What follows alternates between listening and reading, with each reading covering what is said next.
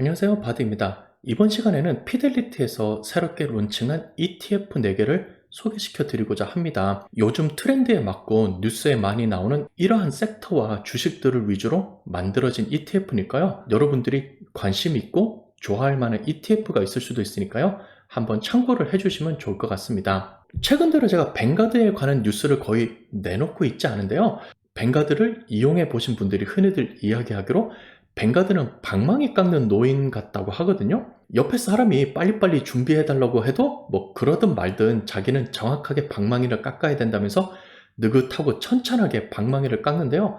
뱅가드 역시 주변의 뉴스가 어떤지 트렌드가 어떤지 그다지 크게 상관은 쓰지 않고요. 도저히 쓰다가 조금 불편한 것들, 웹사이트의 기능을 조금 바꾼다든가 앱을 업데이트 하든가 이런 식으로 조금씩 고쳐가고 있습니다. 사실 최근 뱅가드 뉴스가 있는데요. 뱅가드에서 최근에 내놓은 상품이 있는데 뱅가드 코어 플러스 본드 펀드라고 해서 채권 상품을 하나 새로 내놨는데요. 이것이 2021년 10월 13일 정도에 나온 뉴스인데요. 요즘 채권 상품 별로 보지 않고 있기 때문에 별로 관심이 없어서 그냥 잠깐 뉴스 나왔다가 없어졌습니다. 그래서 저도 별도로 뉴스는 만들지 않았는데요. 채권 쪽으로 관심이 있고 조금 더 안정적으로 운영을 하면서 포트폴리오에 조금 더 변화를 주실 분들은 한번 참고를 해주시면 좋겠습니다. 뱅가드 뉴스는 이것으로 마치고요. 주제로 돌아가서 어떤 ETF 상품을 피델리티에서 내놓았는지 알아보도록 하겠습니다. 피델리티 웹사이트가 되겠습니다. 첫 대문에 보면은 이번에 새로 론칭한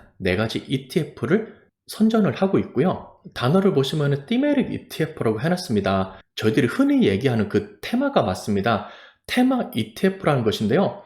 이 테마란 것이 굳이 번역을 하자면은 어떠한 환경, 주제, 목표에 맞는 것을 설정하는 것이 테마가 되겠습니다. 예를 들어서 인테리어 디자인을 하는데 조금 더 모던하고 현대적인 테마로 디자인을 한다 그러면은 가구 같은 것도 굉장히 심플하고 모던한 것을 갖다 놓고요. 색깔도 조금 젊은 층 위주로 모던하게 바꾸든지 해서 그런 식으로 주제와 환경에 맞춰가는 것이 테마에 맞춰서 디자인을 한다고 하는 것이니까요. 이러한 ETF 역시 특정한 주제와 테마를 가지고 거기에 맞춰서 회사를 고르고 운영해 나가는 것이 티메릭 ETF가 되겠습니다. 제가 조금 더 자세하게 설명을 드리도록 하겠습니다.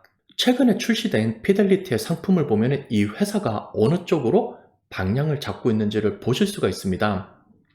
지금까지의 많은 회사들이 이제 값싼 인덱스 펀드와 ETF를 제공해 왔습니다. 피델리티 같은 경우도 굉장히 값이 싼 S&P 500 펀드와 토탈 스탁 펀드 이외에도 중형주, 소형주, 성장주, 가치주 등의 각종 펀드를 제공하고 있고요. 펀드를 처음 시작하는데 필요한 비용을 1달러로 낮추고 펀드 보수를 0.0 몇 %로 낮추는 등 굉장히 값싼 인덱스 펀드 위주로 계속해서 제공을 해왔는데요. 문제는 지금까지 인덱스 펀드만 제공하면은 어느 정도 수익률이 보장은 되는데요. 굉장히 차별화되는 그런 것이 없었습니다.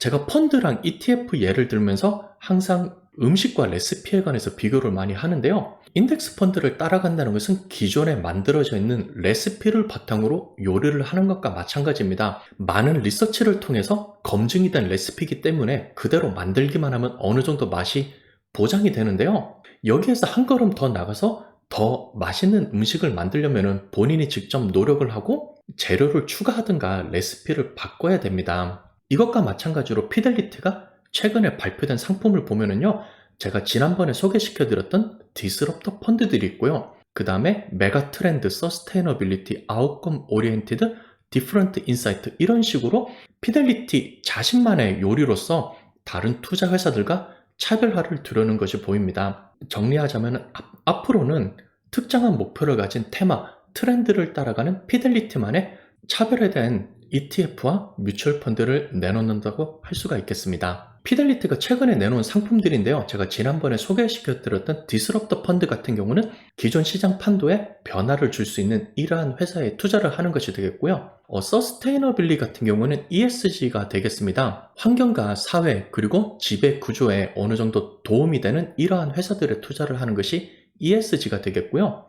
그 다음에 메가트렌드 같은 경우는 제가 별도로 커버를 하지는 않았는데 농경이랑 물, 클린 에너지 등에 투자를 하는 것이 되겠고요. 아웃컴 오리엔티드는 인프라스트럭처 그리고 천연자원 이런 곳에 투자를 하는 그런 펀드가 되겠습니다. 간단한 소개에서도 보시면 아시겠지만 S&P 500 펀드, 토탈 스탁 펀드 이런 식으로 가장 큰 500개의 회사에 투자를 한다. 미국 시장을 전체적으로 바라볼 수 있는 3,000개의 회사에 투자를 하는 것이 아닌 특정한 목표와 주제를 가지고 그곳에 포커스를 해서 투자를 하는 것임은 보실 수가 있습니다. 자, 그럼 이번에 피델리티에서 만든 ETF는 어떠한 주제와 목표를 가지고 투자를 할 수 있을까요? 우선 간단하게 커버를 하면요. 클린 에너지에 투자를 하는 FLNW, 그리고 클라우드 컴퓨팅에 투자를 하는 FCLD, 그리고 디지털 헬스, 건강 쪽에 투자를 하는 FDHD, 그리고 전기차와 미래의 운송수단에 투자를 하는 FDRB, 이렇게 4가지 ETF를 만들었습니다. 피델리티 ETF 사이트에 가시면은요, 여러 탭 버튼이 있는데요. 그 중에서도 티메릭 ETF를 클릭하시면은 제가 지금 소개시켜 드리고 있는 이 네 ETF가 나올 거고요. 이외에도 다른 ETF를 검색하시려면요, 버튼을 클릭하셔서 여러분께서 찾고 있는 특정 분야나 ETF가 있는지 체크를 해보시면 되겠습니다. 자, 그러면은 개개인의 ETF를 보기 이전에 우선 이 4가지 ETF의 공통점을 한번 보기로 하겠습니다. 이 4가지 ETF는 2021년 10월 5일에 론칭을 하였기 때문에 제가 영상을 찍고 있는 시점인 2021년 11월 초에 이제 겨우 한 달을 지난 ETF가 되겠고요. 현재 ETF의 관리 자산 금액은 개개 ETF마다 조금씩 차이는 있지만 현재 500만 달러 정도가 이 펀드가 관리하는 금액 되겠습니다. 그리고 펀드 성격은 미드 그로스가 되겠는데요. 흔히들 저희가 알고 있는 큰 대기업이 아닌 중견기업에 투자를 하고 있고요. 이러한 기업이 꾸준히 커나가기를 바라면서 투자를 하는 성장주 위주의 투자가 되겠습니다. 각각 ETF마다 조금 차이는 있지만 대부분 미국 위주 기업으로 되어 있고요. 그리고 단순히 미국 주식만 들어가 있는 것이 아닌 해외 주식, 글로벌 주식 역시 포함이 되어 있습니다. ETF 자체는 지수를 따라가는데요. 어디에서 만든 지수를 따라가냐?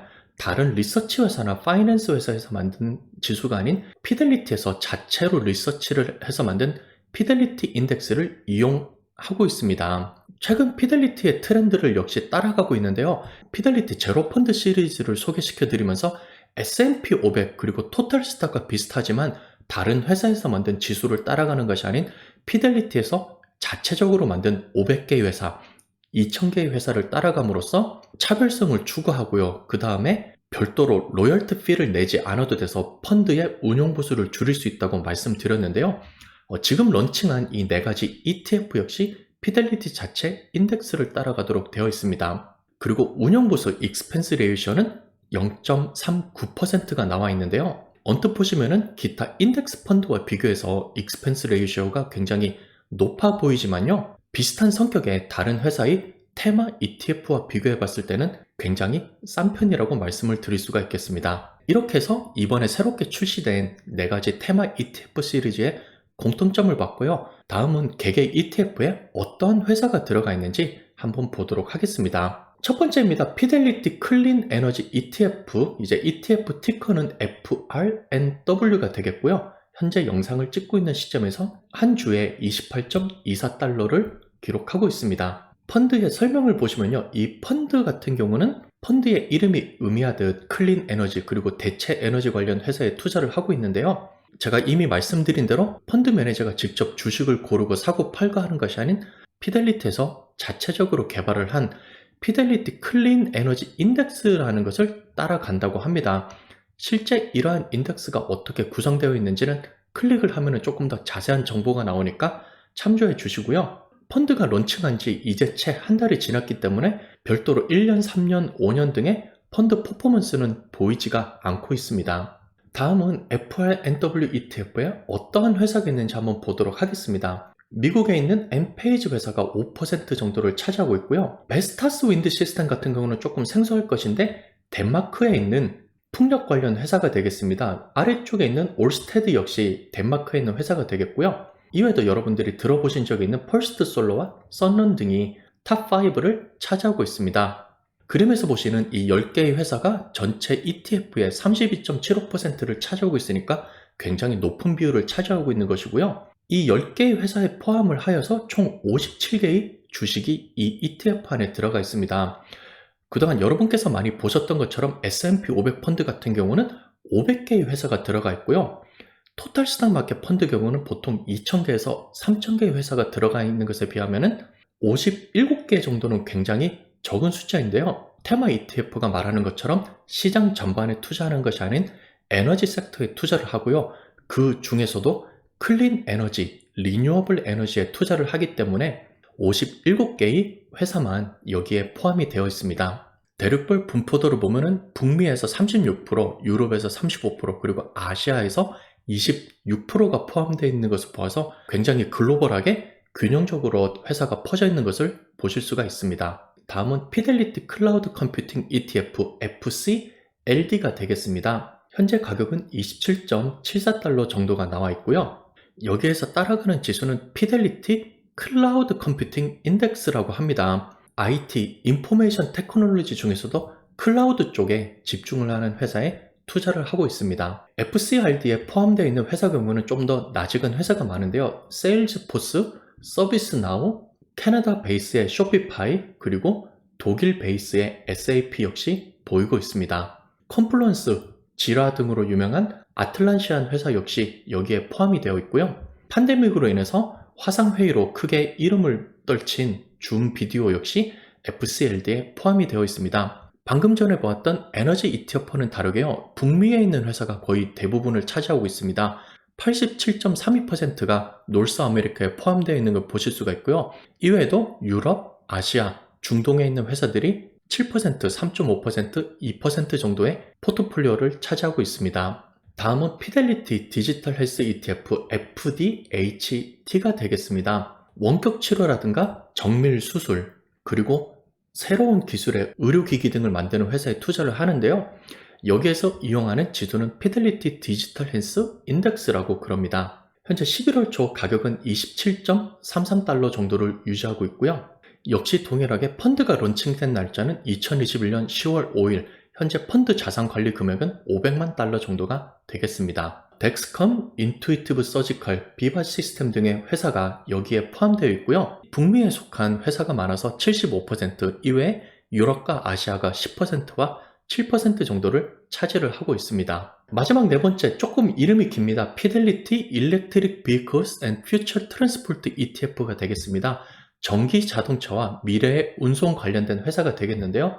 이 ETF의 티커는 FDRB가 되겠고요. 따라가는 지수 이름 역시 그대로 깁니다. Fidelity Electric Vehicles and Future Transport Index라는 긴 이름의 지수를 따라가고 있고요. 다른 펀드와 비교해 봤을 때 이 펀드에 포함된 주식이 이번에 소개시켜드리는 4가지 ETF 중 가장 저희가 아는 회사가 많이 들어가 있는 것 같은데요.